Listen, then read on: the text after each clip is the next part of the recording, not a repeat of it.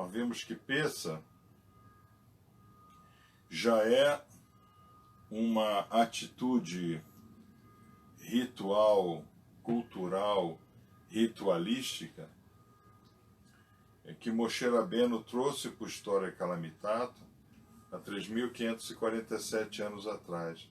Então, é uma semana onde a família vai estudar com as suas crianças o Haggadah Pessa. Então, é muito importante nós entendermos a diferença entre uma família judaica e uma família cristã, né? Que é basicamente o que nós temos no nosso História Calamitato. Ou você é judeu, ou você é cristão. Ah, mas tem muçulmano, tem budista, mas é um percentual pequeno, né? Porque o islamismo é mais lá para o Oriente Médio, né? O Oriente Médio para a Ásia, né? Para o Paquistão, para a Indonésia, né? Agora na Índia, né? Estão entrando na Índia, então está mais para lá. Para cá é mais o judeu, o cristão. Tem o bandista, tem espiritista, né? Mas é mais judeu ou cristão. Então é muito importante nós entendermos, né, que já a partir da tenra-idade, né, e aí nós vamos botar esse benchmark aí de 7 anos, né, aos 7 anos de idade, a família judaica começa a exercitar a mente metafórica da criança. Tá? Então nós vamos estudar isso na sexta-feira, né? Às 4, ficou para sexta-feira, né? Não, quinta hoje, terça e quarta é a Torá, quinta-feira são os 4 filhos. Então nós vamos ver as perguntas, né? Nós vamos ver que aos 7 anos de idade, vamos assim, no bom sentido da palavra, né? Um judeuzinho, ele já está exercitando a sua mente metafórica, ele está se exercitando no metaforismo do mundo, tá? Enquanto que uma criança cristã está sendo treinada para ser um demente, né? Veste a criancinha de coelho da Páscoa, bota para esconder ovo, né? Se for uma família cristã radical, todo mundo fica em casa gritando que Jesus morreu e que judeu é raça ruim que matou Jesus, né? Porque uma criancinha de 7 anos que está lá estudando o catecismo, não recebe o catecismo que Rabi Yeshua era um rabino, era levita, né? Neto de sacerdote, nasceu no templo e etc. Isso não é dito, né? Então é muito importante nós entendermos por que o sucesso intelectual dos judeus, né? O sucesso intelectual deles começa com Pessa. Começa com essa mensagem de Pessa, que é uma semana educacional. Nós vamos falar sobre Renur, sobre Horar, nós vamos falar sobre Ken Tzedek, nós vamos falar sobre Hametz, aí nós vamos falar sobre Pessa. Tá? Então, esse livro, né, Haggadah de Pessa, né, a história ou lenda, né, de Pessa, começa a mexer com a cabeça da criança, do judeuzinho com 7 anos de idade. Enquanto que um cristãozinho, ele está lá fantasiado de ovo, querendo o ovo da Páscoa, escondendo o ovo, o pai um demente e a mãe uma débil mental. Tá? Por quê? Porque não consegue trazer para dentro da família o segundo livro da Bíblia que ele tem dentro de casa. Tão simples quanto. Tá?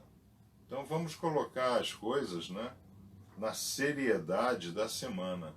Pessa é a semana mais séria dentro da primeira parte do calendário judaico, né? Semana de Pessa. Porque nós temos dois calendários, nós temos o civil, nós temos na realidade 4 anos novos, né? Nós já estudamos isso. O ano novo espiritual, que é esse agora, o ano novo dos sacerdotes, o ano novo do Yom Kippur, e nós temos o ano novo das árvores, né? Nós temos 4 anos novos. Que a maçonaria ela vai então discutir os 2 equinócios e com os 2 solstícios, tá? Nós estamos agora em um equinócio, tá?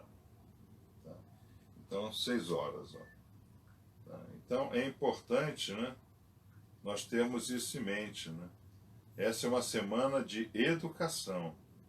Isso não é uma semana de fantasiar as crianças de coelhinho da Páscoa, esconder ovo de chocolate dentro de casa. Uma semana para botar a família para estudar. É uma semana para botar as crianças para começar a exercitar a sua mente. Depois chega lá na frente, não consegue aprender. Estuda, estuda, estuda e não aprende. Por quê? Porque lá atrás a mente não foi educada de forma metafórica. Foi educada para você ser um coelho e comer ovo. Ovo de chocolate. Tá? Essa festividade celebrada na diáspora, eu sempre lembrando que nós estamos estudando segundo o Rabino, é um estudo muito longo, então nós vamos estudar em 2 dias. O Rabi Adin Even Israel Steinsaltz, tá? Ele tem bastante livro, ele não é um sábio, mas ele é uma pessoa muito bem conceituada, tanto assim que o estudo da Morachá esse ano foi delegado a ele, né? Tá? Essa festividade celebrada na diáspora, nos dias 6 e 7 do mês judaico de Sivan, então aqui está se falando de receber a Torá. Tá? O mandamento de contagem do Homer, a partir da segunda noite de Persa, é terminado no Shavuot. Ensina-nos que os dias entre as 2 festividades, ou seja, sair do Egito e receber a Torá, os 40 dias, né, nos leva a uma revelação divina incomparavelmente superior a tudo o que vivenciamos durante o Seder. Vocês estão entendendo já o estudo, né? Quer dizer, essa experiência que nós vamos ter aqui é superior a qualquer outra. Eu já imprimi o calendário do Homer, tá? Por isso que eu já coloquei aqui atrás, tá, as Séfirotes, tá, mapeadas como contagem do Homer, tá? Aqui já estão as Séfirotes, porque cada dia, a partir de quinta-feira, será regido por uma Séfira, né? Ok? Nós já vimos que Séfira não é Safira. Séfira é contador, Sefer, contagem, livro, né? Tá? E é muito importante nós entendermos, porque nós vamos saindo do faraó, que está aqui embaixo, saindo do faraó, cabeça dura, né? O cara é cabeça dura, tá? Saindo do faraó, nós vamos chegar ao Sinai, e nós vamos fazer esse caminho daqui, tá? Isso é importante. Eu já imprimi ali, né? Para todo dia, logo de manhã cedo, eu passar para vocês a influência espiritual do dia, tá? Ok? Então, o livro do Êxodo, segundo o livro da Torá, descreve a revelação divina no Monte Sinai como uma experiência quase surreal, tá? Então, o que o Midrash vai dizer? Que quando Moshe recebeu a ordem para subir o Har Sinai, ele se floresceu todo, né? E é pedra, né? É pedra. Ele floresceu todo, né? O tempo parou, tá? O sol não brilhou mais naquela região, a luz era a luz transcendente, tá? Então, é surreal, tá? Esse evento único na história humana jamais será repetido, nem mesmo na era messiânica. É muito importante nós entendermos isso, porque nós somos cabalistas. Então nós sabemos que Pessa é todo dia. Nós sabemos que lá Bereshit bara Elohim, tá? Que tem essa tradução farjuta, né? No princípio Deus criou os céus e a terra.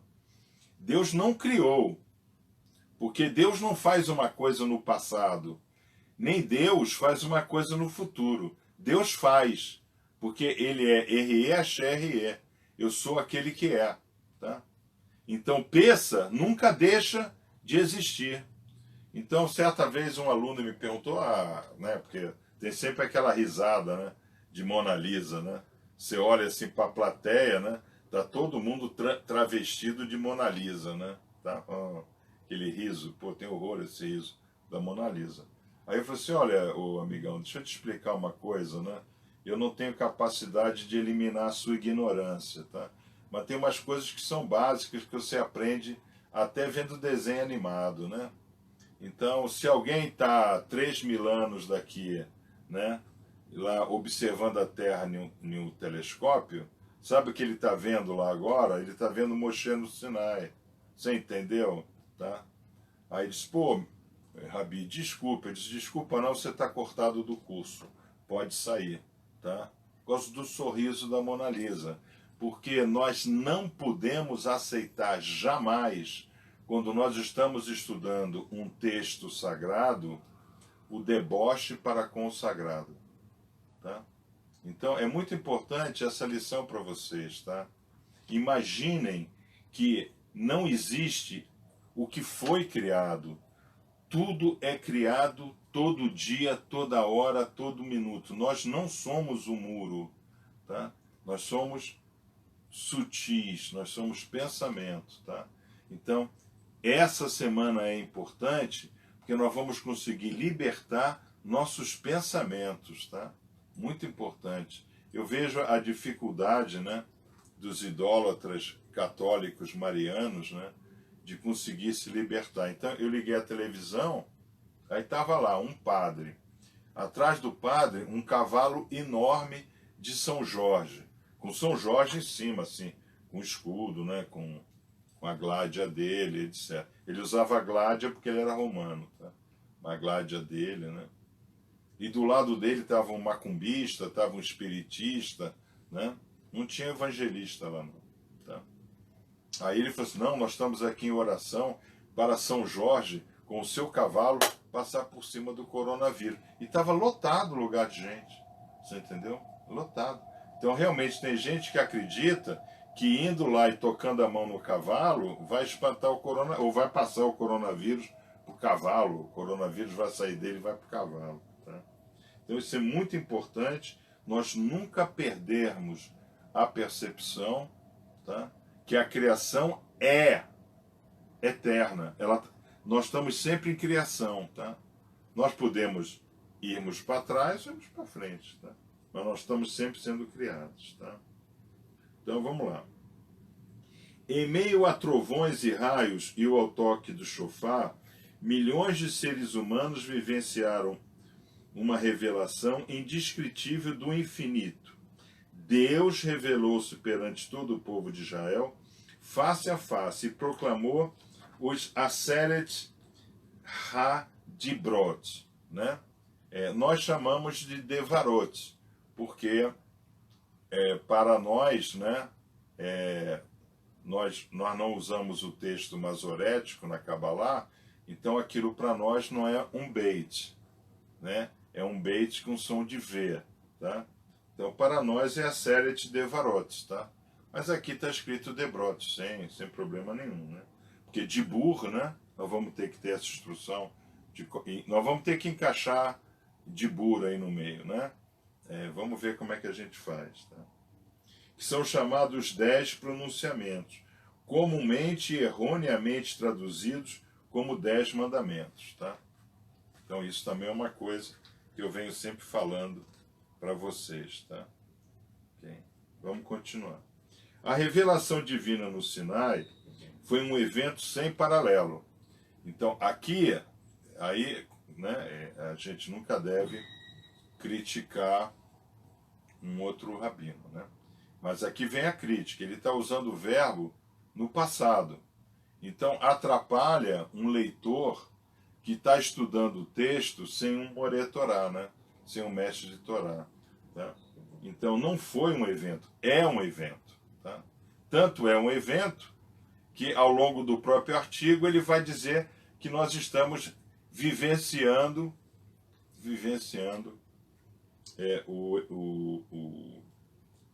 o evento de Pessa. Né? Pela primeira vez e única na história humana, Deus infinito revelou-se a uma multidão de seres humanos. Poderíamos esperar que ele fizesse o pronunciamento mais importante, mais inspirador e místico jamais ouvido, ensinamentos cabalísticos. Tá? Cabalístico. Então, era de se esperar que um evento dessa magnitude fosse feito o cabal, o cabel, a revelação, né? Tá? Por isso que ele fala, ensinamentos cabalísticos, apresentados como os lindos versos poéticos, como nós estudamos o Shirin, né? Canto dos Cantos, né? Cantares, né? Onde no Shabat nós estudamos, né? A gente vê que Salomão, né, coloca de forma poética belíssima um texto cabalístico. Tá? No entanto, o que o povo ouviu foram algumas declarações, os Aseret Devarot. Tá? Se fôssemos analisar o teor desses 10 pronunciamentos, perceberíamos que, excetuando o mandamento sobre o Shabat, há muito pouco de sublime ou inovador neles. Tá? A maior parte dos 10 pronunciamentos divinos, crença e lealdade perante Deus, honrar pai e mãe, não matar, não roubar, nem cometer adultério, não corrompe o sistema de justiça. E não corromper o sistema de justiça com falsos testemunhos são mandamentos que qualquer sociedade decente instituiria cedo ou tarde, como parte de um código de lei. De fato, havia outros povos que promulgavam e seguiam leis semelhantes, e já as praticava antes mesmo da entrega da Torá. Obediência, lealdade, reverência com a própria fé, base dos 3 princípios dos 10 pronunciamentos. Tá? Esses são esperados de todos os membros de sociedade que criavam sua própria religião, moldavam suas próprias divindades. Da mesma forma, a proibição contra assassinato, roubo, adultério são fundamentos atemporais de dignidade humana em praticamente todas as épocas. Foram poucas as exceções. Algumas sociedades permitiram o roubo, praticavam a violência de forma desenfreada e não tinham o conceito da monogamia. Tá? Mas os seres humanos lúcidos entendem que há um certo código de moralidade e conduta que precisa ser seguido se o povo ou a comunidade pretendem continuar a existir. Então, o que é que nós sabemos? Nós sabemos que todas as sociedades, todas as comunidades que praticaram o exercício da morte, sacrifícios humanos, guerras desenfreadas, que não praticaram que praticaram a poligamia, né? Nós sabemos que no Sinai não foi Deus, não foi o Criador, né? Não foi o Ensof, né? Quer dizer, o cabalista ele tem uma vantagem, né, de entendimento das coisas, né, que o religioso não tem, né? Porque o religioso ele faz a ideia que Deus é um velho barbado, né, sentado em um trono, né? Quer dizer, Deus tem um lugar onde ele fica, né? O cabalista sabe que Deus é o lugar, né? Nós é que estamos em Deus, né? Nós é que estamos no Criador. Tudo tem a presença da consciência divina. Então nós sabemos que no Sinai foi além de Elohim, foi além de Beriá. Então os nossos sábios vão dizer que ali foi a teofania do Berrina Shores, tá? Então o que é o Berrina Shores? É toda a energia da raiz da criação. Shores, origem, ou raiz, tá? Então nós temos Berrina Shores, depois Berrina Aleph, Beit, Gimel, né? Que vai caracterizar a Etz Haim, que é a árvore da vida, que nós vamos seguir essa árvore da vida agora na contagem do homem. E eu já coloquei o mapa ali atrás para nos facilitar, né? Então, será que Berrina Shores, né? Quer dizer, a consciência divina na sua mais alta forma energética, né? Precisava descer a Ásia, ao mundo onde nós estamos, para dizer, ó, ninguém deve roubar? Essa é uma questão, né? A questão sobre o significado da entrega da Torá também pode ser abordada por outro ângulo. Como mencionamos acima, apenas um dos 10 pronunciamentos era verdadeiramente inovador e original, o Shabat. Shabat. Mas nem mesmo esse mandamento era novidade para o povo, para Bnei Israel.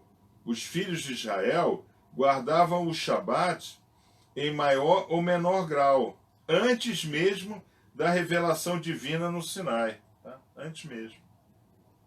Moshe Rabbeinu, nosso maior profeta e gigante espiritual de todos os tempos, percebeu a importância de guardar o Shabat, mesmo enquanto crescia no palácio do faraó, que fora adotado pela filha do rei egípcio.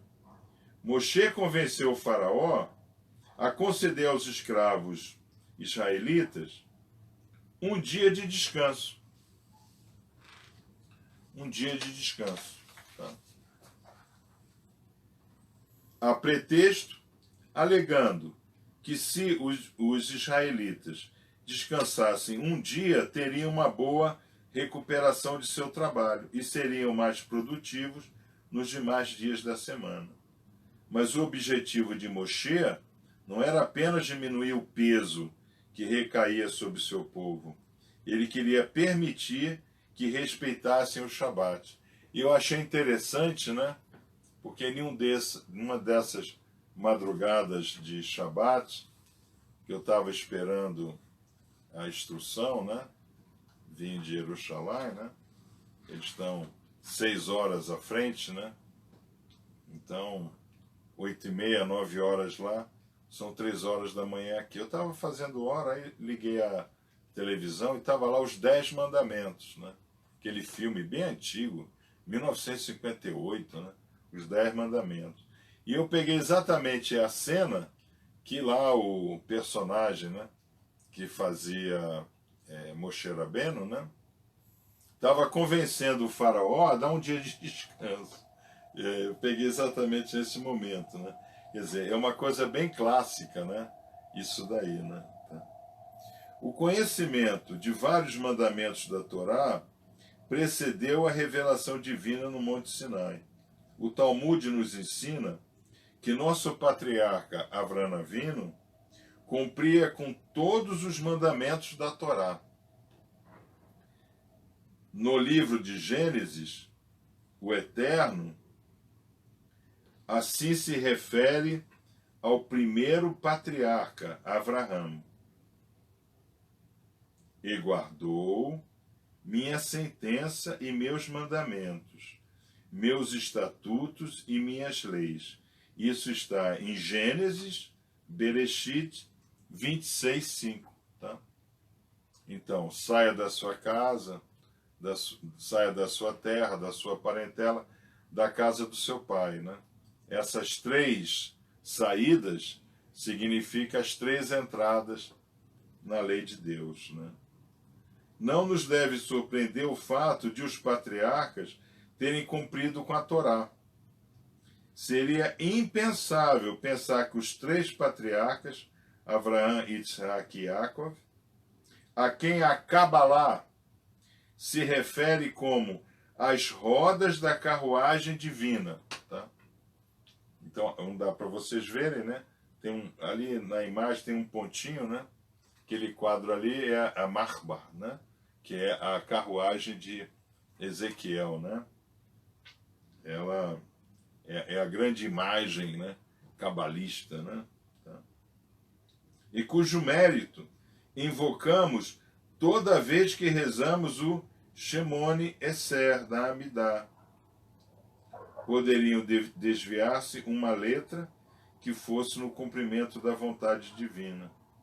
Seria absurdo considerar a possibilidade de um dos patriarcas não estudar a sabedoria divina e não guardar o Shabat, ou que se alimentasse de algo que não fosse kasher. Tá?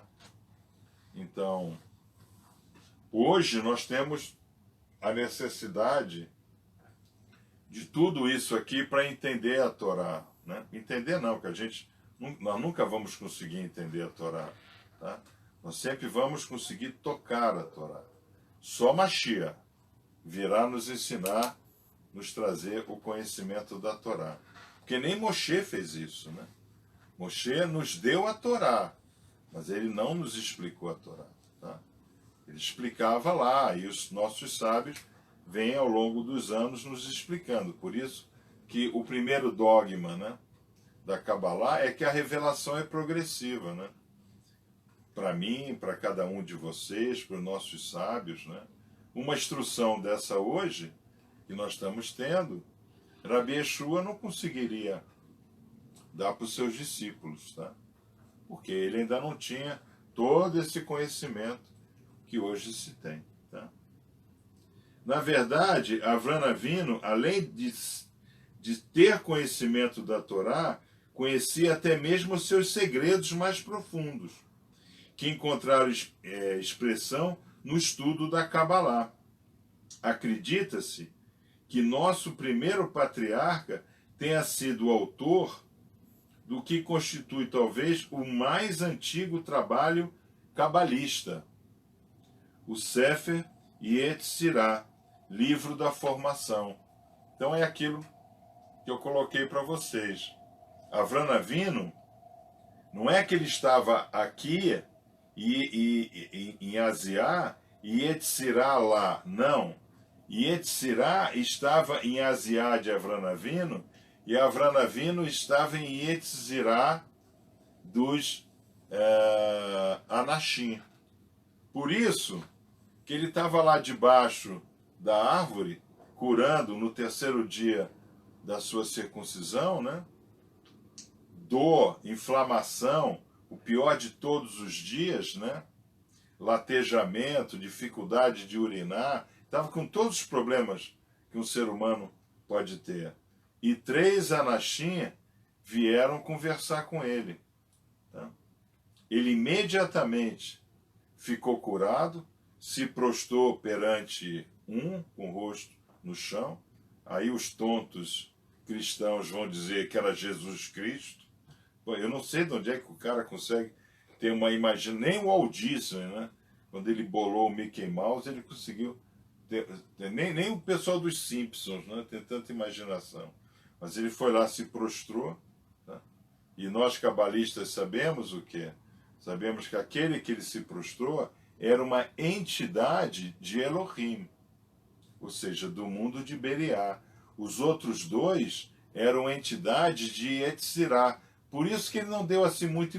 Não é que ele não deu importância, ele deu importância, mas ele não se prostrou. Por quê? Porque ele tinha convivência diária com aquilo. Você entendeu? Ele tinha convivência diária. Tá? Vamos ver. Conhecimento da Torá. Então, vamos ver. Então, como o conhecimento da Torá antecede a revelação divina no Sinai, o que teria acrescentado quando Deus se revelou ao povo judeu 50 dias após o êxodo? Qual teria sido a mudança essencial revelada quando da outorga da Torá e no período após essa revelação? Então essas são as perguntas, né, que nós fazemos, né?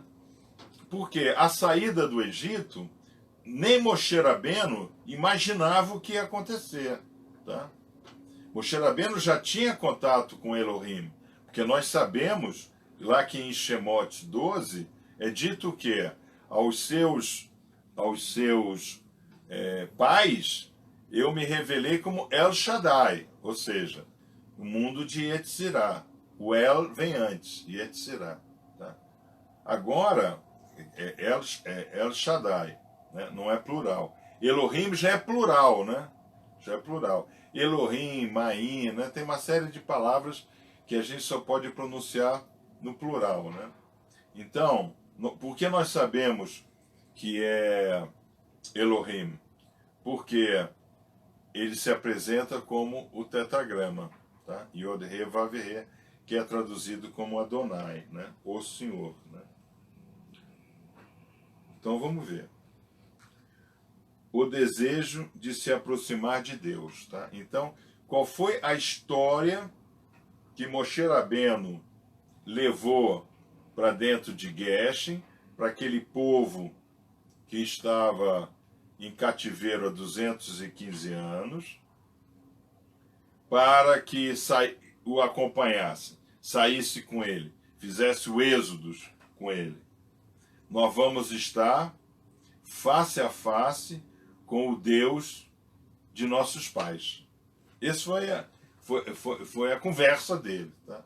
Foi a conversa dele, de Aharon e de Miriam, né? Também, né? Aí, essa conversa de Moshe Rabbeinu, ela não colou, como a gente acha que colou. Tanto não colou que só 20% de um povo saiu com ele. Agora, desses 20% que saiu com ele, do povo que estava lá em cativeiro, saíram 70 nações. Saíram 12 tribos e 70 nações, que era 20% do que estava lá. Vocês entenderam? Tá? Então, é comum, todo ser humano contém dentro de si uma neshma, tá? Então nós já estudamos, né? Então, nós temos o mundo de Nefesh, nossos instintos. Nefesh são instintos. Querer para mim ou querer para o próximo, tá? Egocentrismo e altruísmo, tá? Isso é Nefesh. Acima de Nefesh, tá? Nós vamos então viver o que nós chamamos de dualidade da escolha. Aí está Neshma, tá? Neshma é assim chamado do sopro divino. Nós temos esse sopro divino, tá? Acima desse sopro divino, nós adentramos no mundo da criação. Esse mundo da criação, aí é Neshma, tá? Então, o que acontece? O ser humano, ele está engaiolado, é chamado de gaiola adâmica, né? Ele está engaiolado em Nefesh e Ruah. Ele está engaiolado no instinto animal e no sopro da vida. Ele está engaiolado nisso aí. Tá? Então, ele está engaiolado no instinto e na emoção. Então, por exemplo, a irmã Eleni, ela dizia, pô, mas as orações do Senhor não podem funcionar, porque o Senhor não chora. Tá? Por quê? Porque as religiões, como as religiões não libertam o pensamento humano, pelo contrário, né? Toda religião escraviza o pensamento humano, o homem não consegue se libertar do nível de instinto e emoção. Então, ele tem que chorar na igreja, ele tem que se fazer de vítima, ele tem que exigir piedade, mas nada disso está no livro que ele leva debaixo do braço dele. O que está debaixo do braço dele, o que é? Se vocês fizerem tudo o que eu vos ordeno, a bênção é automática. Tá? Então, nós já vimos isso daí, né? Nós, agindo de acordo com o que agrada ao sagrado, o sagrado vem e se agrada da gente. Tá? Aonde está escrito isso? Rabi Yeshua, ele fala, buscai primeiro o reino dos céus, que o resto vem por acréscimo. Mas nós não fazemos isso. Tá? Quer dizer, o religioso não faz. O cabalista faz, né? Nós estudamos exatamente nessa direção, tá? E quando eu falo o cabalista, é toda a linha, né, judaica cabalista, né, que é a linha de Sião, né? A linha de Sião é judaica cabalista, tá? Ou seja, nós não somos presos a dogmas religiosos e nem a rituais profanos, né? Nós não somos. Então vamos ver. Todo ser humano contém dentro de si uma neshama, uma alma divina, uma centelha divina de luz, que é o ponto central, o mais profundo e oculto da vida. Então, na Kabbalah, nós representamos o homem como um coração, um tiferet, né? Como um tiferet.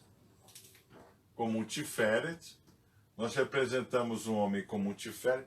Eu estou sem o laser, então eu vou ver se eu arrumo um laser. Como um tiferet em forma de coração. Então, nós, na realidade, nós damos esse formato, né, a essa parte central da árvore da vida, né? Nós damos formato de coração e escrevemos 318. É assim que o cabalista indica. Isso está na apostila de vocês, tá? Na apostilinha de vocês, isso está lá, tá? Então nós sabemos que nós nascemos com 317 desejos da carne. Então, como é que nós estudamos na Kabbalah, né? O homem, ele tem 3 desejos fundamentais. O sexo, para não acabar a população. A fome, para ele não morrer. E o desejo de se proteger das intempéries, né? A roupa, a casa, etc. Aí dentro do homem passa então a ter um desejo de acumular esses fatores, né? Então eu tenho que estocar para a próxima safra, não adianta eu só ter um manto, é bom eu ter 2 cobertores, que pode ter um dia que seja muito frio, então eu preciso de mais um cobertor, não é verdade? E eu preciso procriar bastante, né? Por quê? Porque quanto mais filhos eu tiver, mais áreas eu vou poder plantar, trabalhar, mais pastores eu vou ter, né? Esse era o conceito, tá? Então aparece o conceito de acumular, o desejo do homem ser rico, tá? Aí depois que o homem se torna rico, ele começa a desenvolver nele o desejo de dominar as riquezas, tá? Então nós estamos vendo agora esse problema seríssimo do coronavírus, né? Como o remédio que cura não tem patente, né? Qualquer um pode fazer o remédio, né? Eu mesmo, na África, eu tomava o remédio, né? A água tônica, né? Com quinino, né? Eu tomava. Tá? Porque eu tomava remédio para malária, esse tipo de coisa, né? Tá? Isso, inclusive, afetou meu fígado, né? Tá? Os laboratórios estão fazendo a maior pressão, né? Em cima de governos, em cima de médicos de governo, em cima de ministros como o do Mandetta, né? Aí, né? Esse goteira maçônica, né? Para quê? Para não liberar, porque se você liberar, os laboratórios eles já estão correndo para ver quem primeiro vai lançar o poder da cura. Tá? Então, a necessidade individual, o acúmulo da riqueza e agora o acúmulo do poder, do controle. Tá? Isso está dentro da gaiola adâmica. Tá? Ou seja, aqui em Tiferet tem os 318 desejos. 317 em gaiola adâmica, instinto e emoção, e um desejo e a charquel de buscar o Criador. Tá? Então nós cabalistas, nós ruminamos terças e quintas e engolimos aos sábados, porque nós transformamos os 317 desejos em 317 acharquel. Tá? Porque nós sabemos que na hora que a gente está plenamente em conexão com o sagrado nos dá abundância de realizações. Você não precisa pedir nada. Né? Rabi Yeshua, ele fala, né? Quando você entrar no seu quarto, né, para fazer o Rit Bodedut, né, para fazer a oração você e Deus, né, estar face a face com a sua Torá, quando você entra lá, ele já sabe o que você vai falar, ele já sabe o que você vai pedir, mas ele quer ver o seu esforço de falar e pedir. Tá? Interessante isso, ele quer ver o dibur, né? Ele quer ver a palavra. Tá? Então isso é importante vocês entenderem. Nós estudamos para buscar Neshma. As religiões ensinam aos seus assim chamados crentes a ficarem na gaiola adâmica, no instinto e emoção, porque é fantástico, né? Quando a câmera, né, mostra, né, assim as ex-colegas da Magister Eleni, né, lá na Canção Nova, né, que recebe a hóstia, né, aí ela se abraça como se fosse Rabi Yeshua dentro dela e chora, aí a câmera vai lá, né, foca, dá um zoom, né, na mulher chorando, né, naquela cara de angústia por ter recebido o Salvador, né, esse tipo de coisa. Nada disso existe. É parque temático isso daí. O que existe? O que existe é a gente sair dessa gaiola adâmica, sair do instinto animal, sair dos desejos da carne, Neshma, Nefesh, e buscar a forma pensamento. Buscando a forma pensamento com o sagrado, saber receber para doar, nós adentramos a Neshma. Aí as bênçãos são infinitas. Está em Deuteronômio 28. É só abrir lá Deuteronômio 28 e ler do 1 ao 14. Tá? É comum aos seres humanos não conhecerem a natureza de sua alma. Tá? Ok. Realmente isso é comum. Olha, eu diria, só é comum isso, né? Tá? Não conseguem ver por trás dos véus que escondem a essência divina dentro deles. Tá? Por quê? Porque a gente acaba, como nós estamos na gaiola adâmica, quem tem a essência divina é o pastor, é o pai de santo, é o médium. Então a pessoa ia no João de Deus buscar o divino. Buscou o divino, porque é tudo doido, é tudo Neshma, é tudo animal. Tá? Não existe isso. O sagrado está dentro de cada um. O que nós temos que fazer? Buscar isso com o estudo da Kabbalah. Revelar o sagrado que está dentro de nós. Tá? Porque eu sou o Senhor teu Deus que te tirei da terra do Egito. Tá? Então, eu sou o Senhor teu Deus. Isso nós já estudamos. Vocês devem estar notando um problema meio assim esquisito na Torá, né? Nós já estudamos o Sinai, nós já estudamos em Shemot o Êxodo, mas nós estudamos lá e agora aqui nós estamos vivendo isso, né? Por quê? Para ser metafórico, porque nós temos que entender que o Eterno não é o que está no livro, o Eterno é. Ele se colocou no livro para facilitar o entendimento. Tá? Contudo, esse ponto central, Yasharkel, esse núcleo sempre existe. Podemos ignorar e tentar reprimi-la, mas não conseguimos jamais extinguir essa centelha divina. Nós não conseguimos.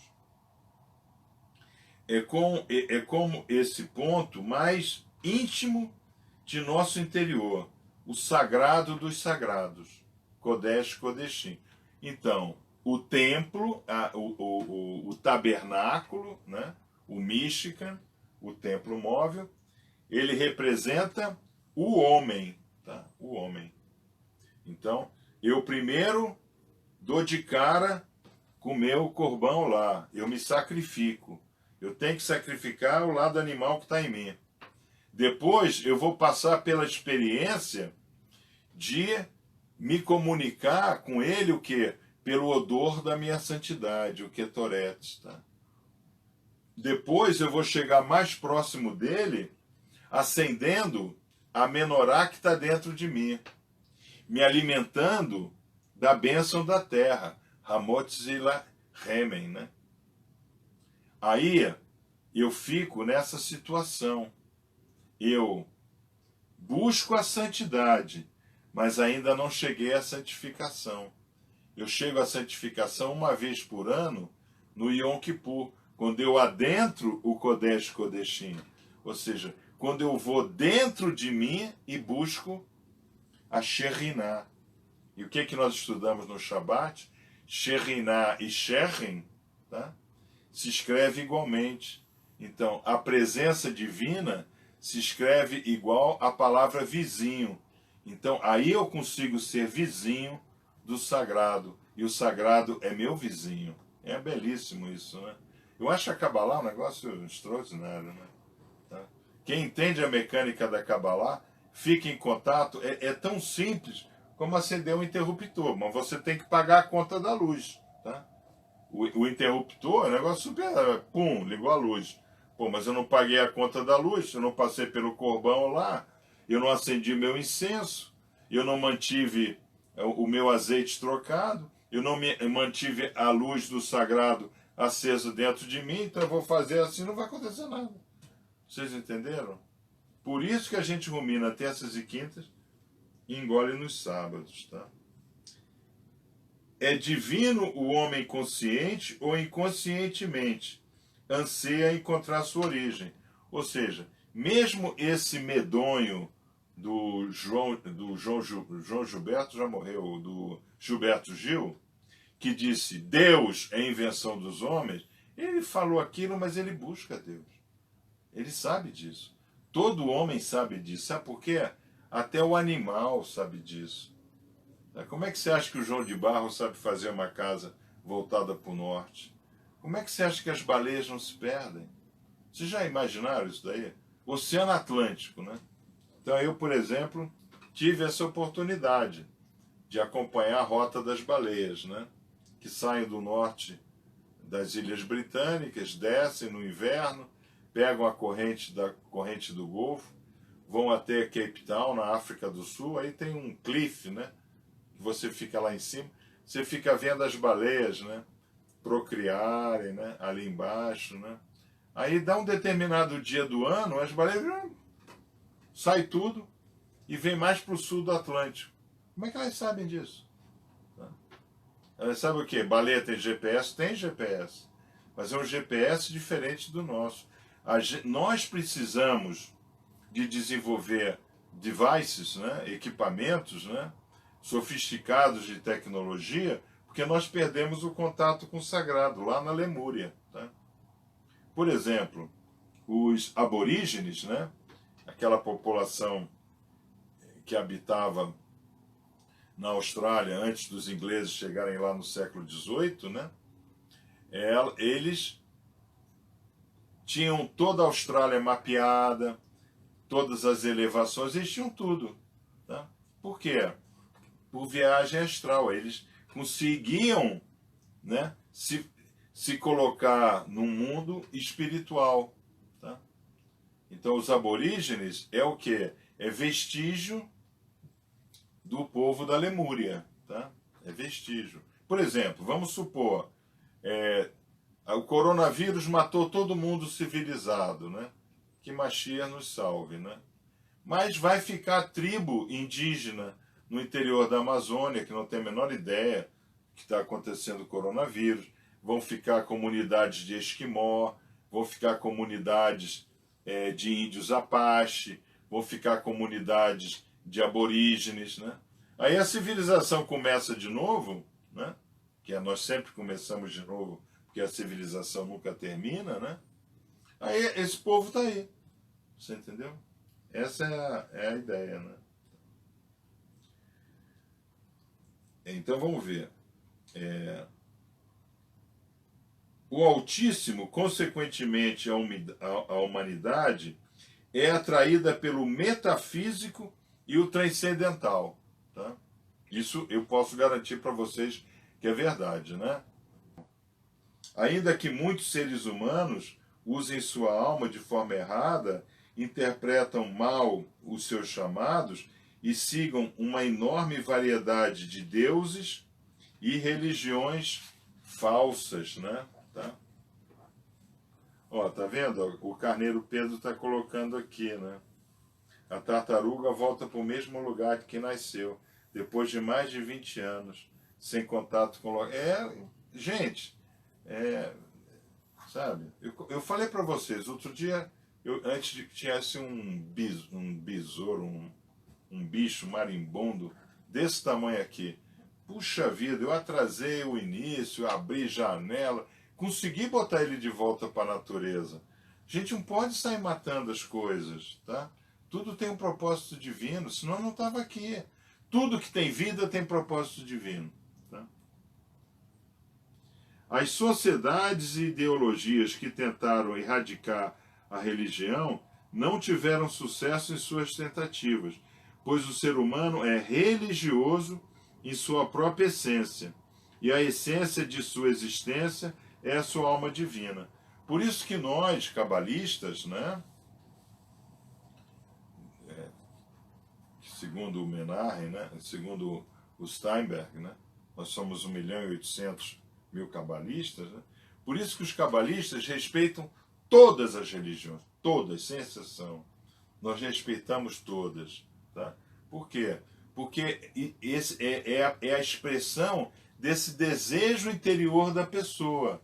A pessoa está buscando errado, ok, mas tá buscando, entende? Então, eu sempre falo para vocês, né, que o que mantém Roma em pé não é o Santo Padre, porque ele não é santo.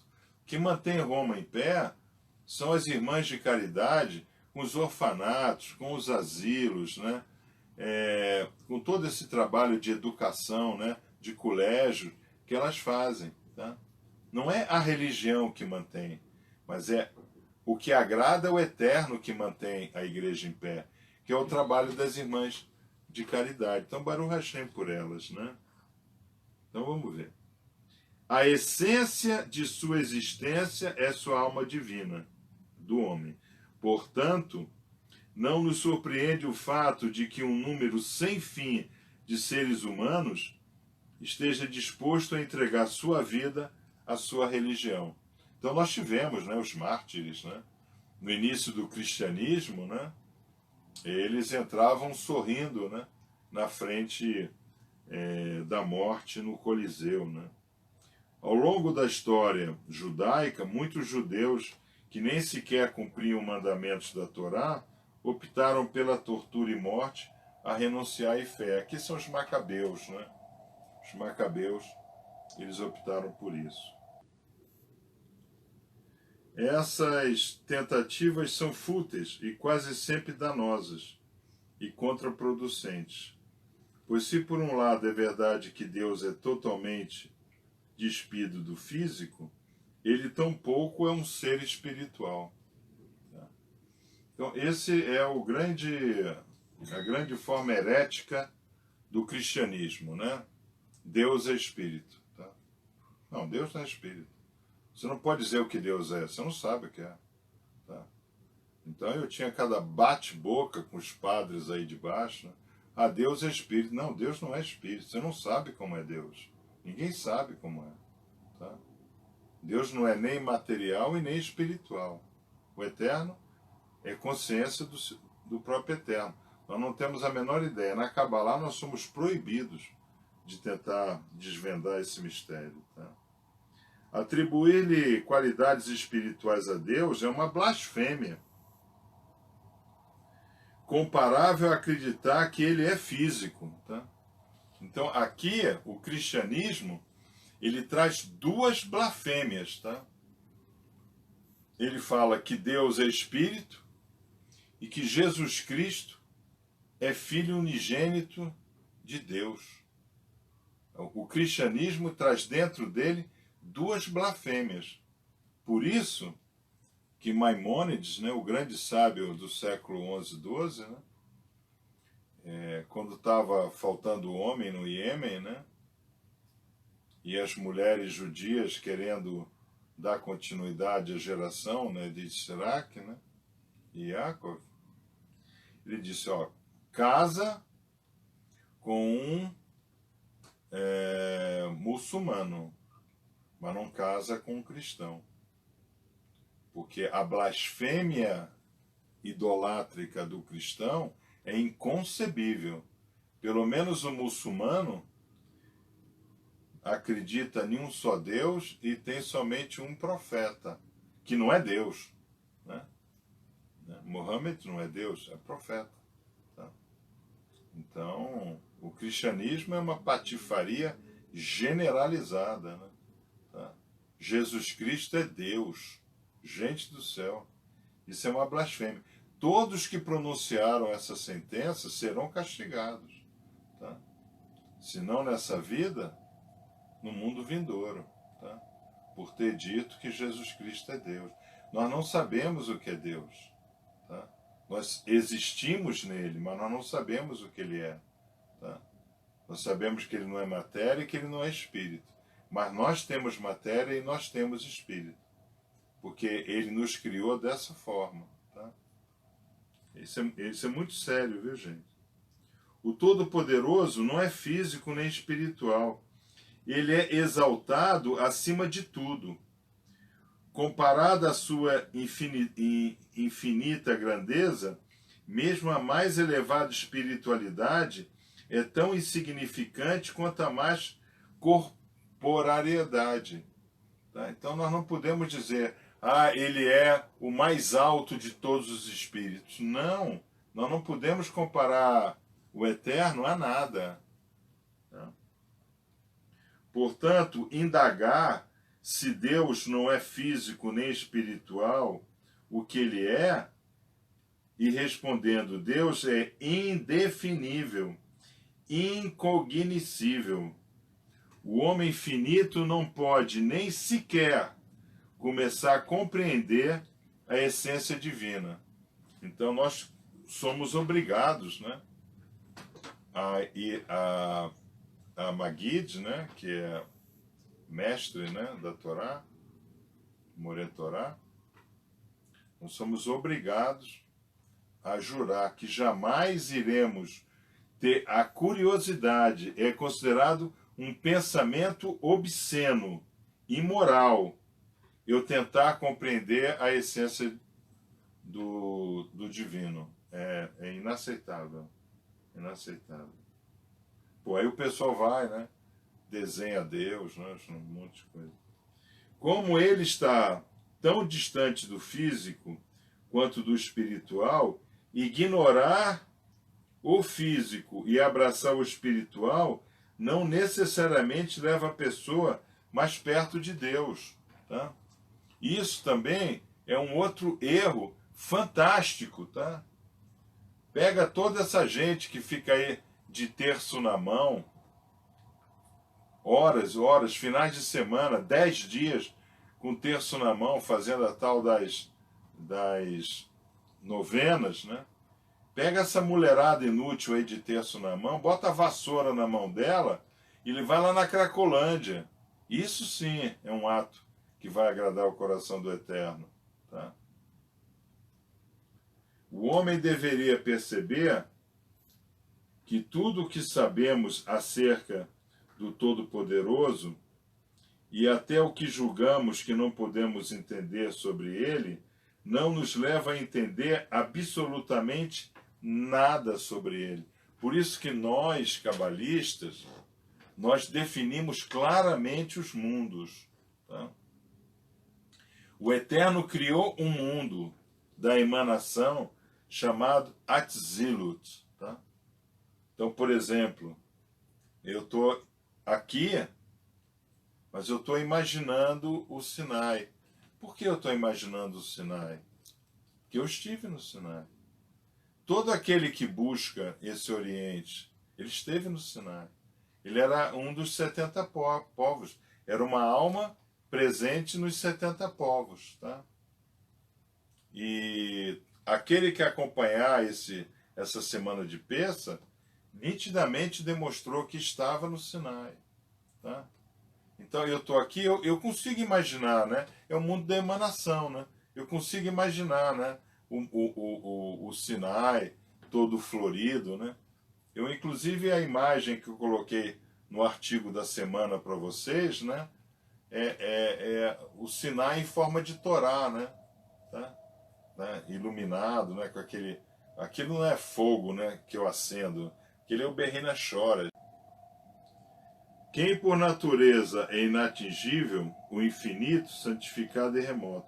Isso significa que mesmo se o homem ascende ao nível mais alto possível a ele, que potencialmente é um nível acima do que o dos anjos, né?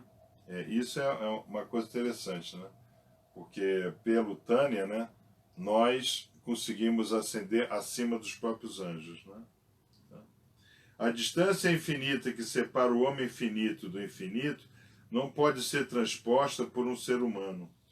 O homem não pode estar próximo nem sequer mais próximo de Deus, apenas por meio de seu empenho. Tá? Então, foi aquilo que Rabi Yeshua fala, né?